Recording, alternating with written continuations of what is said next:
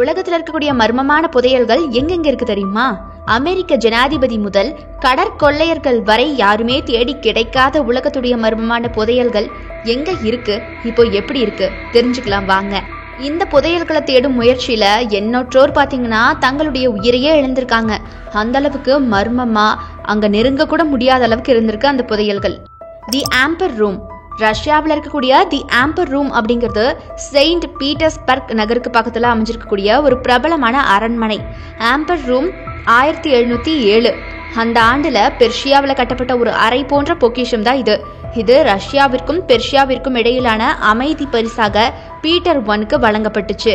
1941ஆம் ஆண்டு 2ஆம் உலக போரின் போது பாத்தீங்கன்னா நாஜிக்கள் அதை கைப்பற்றி அதை தனித்தனி பகுதிகளா பிரிச்சாங்க. இந்த தனித்தனி பகுதிகள் எல்லாமே 1943ஆம் ஆண்டு ஒரு அருங்காட்சியகத்துல காட்சிப்படுத்தப்பட்டுச்சு. அன்னையிலிருந்து முழு ஆம்பர் அறையும் காணாம போயிடுச்சு. இன்னைக்கு வரைக்கும் இந்த புதையலுடைய எந்த தடயமுமே யாருக்குமே கிடைக்கலையா, கண்டுபிடிக்கப்படவும் முடியலையா. செங்கிஸ்கானின் புதையல். மங்கோலிய பேரரசை உருவாக்கிய செங்கிஸ்கான் உலக வரலாற்றுல மிகவும் முக்கியமான ஒரு அரசரா கருதப்படுறாரு. அவருடைய ஆட்சி காலத்துல உலகத்திலேயே பாத்தீங்கன்னா முக்கியமான பிரபலமான மற்றும் சிறந்த போர் வீரரா இருந்தாரு அவருடைய காலத்துல செங்கிஸ்கான் கிட்டத்தட்ட முழு உலகத்தையும் கைப்பற்றி பெரும் செல்வத்தை குவிச்சிருந்தாரு. 1227ல செங்கிஸ்கான் இறந்து போனாரு. அவருடைய உடலும் பொக்கிஷமும் யாருக்குமே தெரியாத ஒரு இடத்துல புதைக்கப்பட்டதாக சொல்லப்படுது. இந்த புதையலை தேடி போனவங்க யாருமே திரும்ப வரலையா, யாருமே அந்த புதையலை கடைசி வரைக்கும் கண்டும் பிடிக்கலையா. அப்படி உண்மையாலுமே செங்கிஸ்கானுடைய புதையல் இருக்கா இல்ல இல்லையா? அப்படி இருந்தா எங்கதான் இருக்கு? இந்த கேள்விக்கு இன்னைக்கு வரைக்கும் பதில் கிடைக்கல. Forest fence treasure. ஃபாரஸ்ட் ஃபென் அமெரிக்க விமானப்படையில பணிபுரிஞ்சாரு. அவர் ஒரு விமானியாக இருந்தாரு. ஃபாரஸ்ட் ஃபென் விலை மதிப்பற்ற கலை பொருட்களை விற்கும் வியாபாரி. 1980ஆம் ஆண்டுல அவர் புற்றுநோயால பாதிக்கப்பட்ட போது பாத்தீங்கன்னா தன்னுடைய பில்லியன் கணக்கான டாலர் மதிப்பு இருக்கக்கூடிய புதையலை மறைச்சு வச்சாரு அப்படின்னு சொல்லப்படுது. தன்னுடைய புதையலை கண்டுபிடிக்க மக்களுக்கு ஒரு சில தடயங்களை மட்டுமே அவர் கொடுத்தாராம். ஆனா பலர் அவருடைய புதையலை தேடி போய் இறந்திருக்காங்க. இன்னைக்கு வரைக்கும் அந்த புதையல் யாராலையுமே கண்டுபிடிக்க முடியாத இடத்துல இருக்கு. இன்னைக்கும் இந்த புதையல் மர்மமான விஷயமா தான் பார்க்கப்பட்டு வருது. எல் டொராட்டோவின் புதையல். இந்த புதையல் ஆயிரக்கணக்கான மக்களுடைய உயிரை பறிச்சிருக்குங்க. கொலம்பியாவில் இருக்கக்கூடிய குவாட்டாபிடா ஏரியில இந்த புதையல் புதைக்கப்பட்டதா சொல்றாங்க. குவாட்டாபிடா ஏரியுடைய அடிப்பகுதி முழுக்க தங்கம் பரவி இருப்பதாக நம்பப்படுது அங்க இருக்கக்கூடிய மக்களால. பல நூற்றாண்டுகளுக்கு முன்பு சிப்சா பழங்குடியினர் சூரியனை வணங்கும் போது இந்த ஏரியில ஏராளமான தங்கத்தை வீசியதாக ஒரு கதை இருக்கு. பல ஆண்டுகளாக இதை செஞ்சு வந்ததால ஏரியின் அடிப்பகுதியில அதிக அளவு தங்கம் குவிஞ்சிருக்கான். பிரபல ஸ்பானிஷ் கடற்கொள்ளையர் பிரான்சிஸ்கோ பிசாரோ இந்த புதையலை கொள்ளையடிக்க பல முயற்சிகளை மேற்கொண்டிருக்காரு. ஆனாலும் பாருங்க, அவர் என்னதான் முயற்சி பண்ணினாலும் கூட அது அத்தனையும் தோல்விதான் அடைஞ்சிருக்கு. ஜூன் லாஃபிட்டின் புதையல். பிரான்ஸை சேர்ந்த ஜூன் லாஃபிட்டும் அவருடைய சகோதரர் பியரும் கடற்கொள்ளையர்கள். அவங்க மெக்சிகோ வளைகுடாவில் வணிக கப்பல்களை தாக்குவாங்களாம். லாஃபிட் 1823 மற்றும் 1830க்கு இடையில இறந்து போயிட்டாரு. அவருடைய மரணத்துக்கு அப்புறமா அவருடைய புதையல் பற்றி பல்வேறு கதைகள் பரவ தொடங்குச்சு. அவருடைய புதையல் நியூ ஆர்லியன்ஸ் கடற்கரையை சுற்றி எங்கோ மறைச்சு வைக்கப்பட்டிருக்கு அப்படின்னு சொல்லப்பட்டுச்சு. ஆனா இன்னைக்கு வரைக்கும் அது கண்டறியப்படவே இல்லை. நிறைய பேர் அதை தேடி போயிட்டாங்க. ஆனாலும் கூட அங்க யாராலையுமே அந்த புதையலை கண்டுபிடிக்க முடியலையா. ஓக் தீவு புதையல். ஓக் தீவுல பில்லியன் கணக்கான மதிப்பு இருக்கக்கூடிய ஒரு புதையல் மறைக்கப்பட்டிருக்குதா சொல்லப்படுது. ஆனா இன்னைக்கு வரைக்கும் அதை யாரும் கண்டுபிடிக்க முடியல.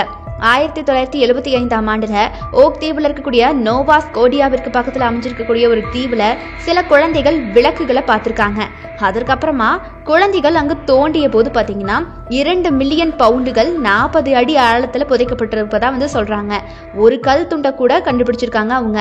இதற்கப்புறமா பலர் புதையலை தேடி இருக்காங்க.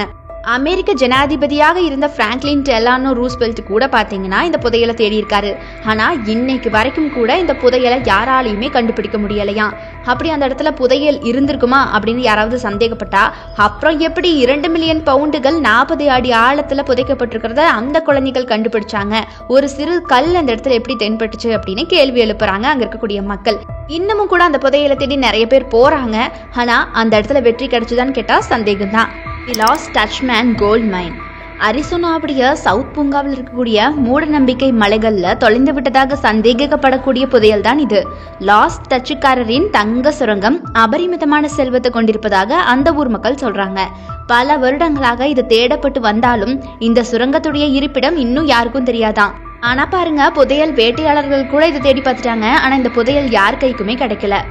நாசி கோல்டு. 2ஆம் உலக போரின் போது நாஜிக்கள் பல்வேறு பகுதிகளை கைப்பற்றியதால ஏராளமான தங்கம் மற்றும் மதிப்புமிக்க பொருட்களை திருடினாங்க.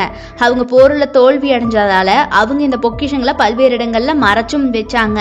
அதுக்கப்புறம் 1945ஆம் ஆண்டுல அமெரிக்க ராணுவம் மெர்கர்ஸ் உப்பு சுரங்கத்துல நாஜி தங்க குவியல்களையும் திருடப்பட்ட பொக்கிஷங்களையும் கண்டுபிடிச்சாங்க. ஐரோப்பாவுடைய ஆஸ்திரேலியாவில் இருக்கக்கூடிய டாப்லிட்ஸ் ஏரியில நாஜிக்கள் $1 பில்லியன் மதிப்பு இருக்கக்கூடிய தங்கத்தை எதிரிகளின் கைகள்ல சிக்காம இருக்க எரிஞ்சதாக ஒரு கதை இருக்கு. ஆனாலும் இந்த புதையலை தேடி பல பேர் அங்க போய் பார்த்தாச்சு. ஆனாலும் பிரயோஜனம் இல்ல. தி ஆர்க் ஆஃப் தி கோவனன்ட், உடன்படிக்கை பேழை அப்படிங்கிறது பார்த்தீங்கன்னா இது வரைக்கும் கண்டுபிடிக்கப்படாத புகழ்பெற்ற தொலைந்து போன பொக்கிஷம். ஹிப்ரூ பைபிளின் படி இது தங்கத்தால மூடப்பட்ட பேழை. அதன் மேல் 2 செருப்பிம் சிலைகள், அதாவது ஒரு தெய்வீக சின்னம் இருக்குமா. கடவுளால எழுதப்பட்டு மோசேக்கு கொடுக்கப்பட்ட 10 கட்டளைகள் அடங்கிய கல் பலகைகள் உள்ள இருக்குதாங்க.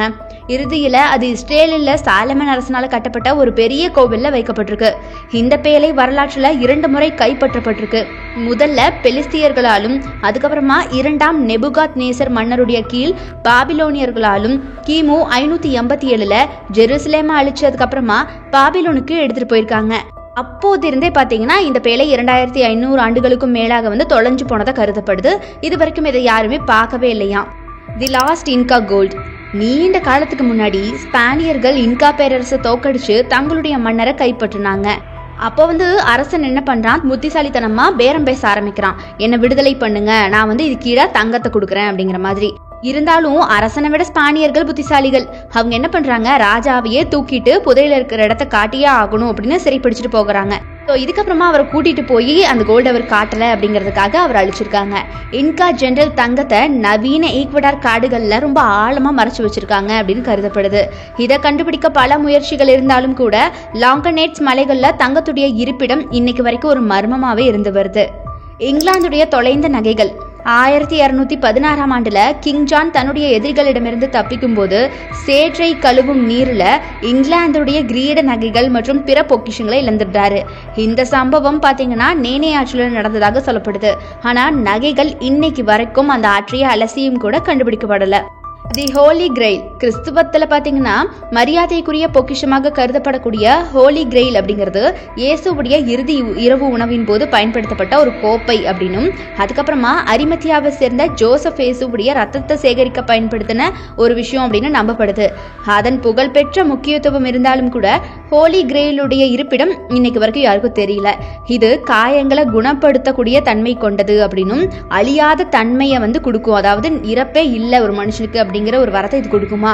இந்த மாதிரி மந்திர சக்தியை இந்த ஹோலி கிரெயில் கொண்டிருக்கு அப்படின்னு நம்பப்படுது பலராலும். ஆனாலும் பாருங்க, இந்த ஹோலி கிரெயில யாராலையுமே கண்டுபிடிக்க முடியல. இன்னைக்கு வரைக்கும் இது மிகப்பெரிய மர்மமா தான் இருந்து வருது. இந்த உலகத்துல புதையலுக்கு ஆசைப்படாதவங்களே இருக்க மாட்டாங்க. வரலாறு முழுக்க பல மன்னர்கள் மற்றும் பேரரசர்களுடைய கஜனாக்கள்ல தங்கம், வைரம் போன்ற விலை மதிப்பற்ற பொருட்கள் நிரம்பப்பட்டிருந்துச்சு. இருந்தாலும் அவங்களுடைய மரணத்துக்கு அப்புறமா அந்த பொக்கிஷங்கள்லாம் எங்கதான் போச்சு? அது ஒருபோதும் கண்டுபிடிக்கப்படவே இல்லை. இன்னைக்கும் பலர் இந்த பொக்கிஷங்களை தொடர்ந்து தேடிக்கிட்டே தான் இருக்காங்க. உலகத்துல இது வரைக்கும் கண்டறியப்படாத சில மர்மமான பொக்கிஷங்கள் அப்படிங்கறது பாத்தீங்கன்னா உலகம் முழுக்க பரவி இருக்கு நிறைய இடத்துல. ஆனா அந்த இடங்கள் எங்க இருக்கு அப்படிங்கிறது தான் கேள்விக்குறி.